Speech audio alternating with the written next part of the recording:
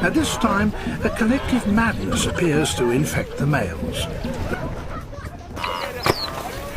It's the rotting season, 3 weeks of mayhem in which the males fight over the females. It's a test of real strength and stamina.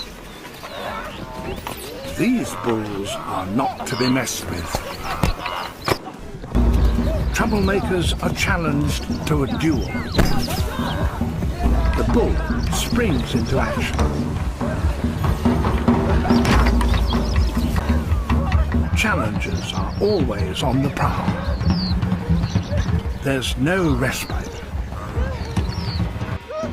He sees off his rival and claims his prize.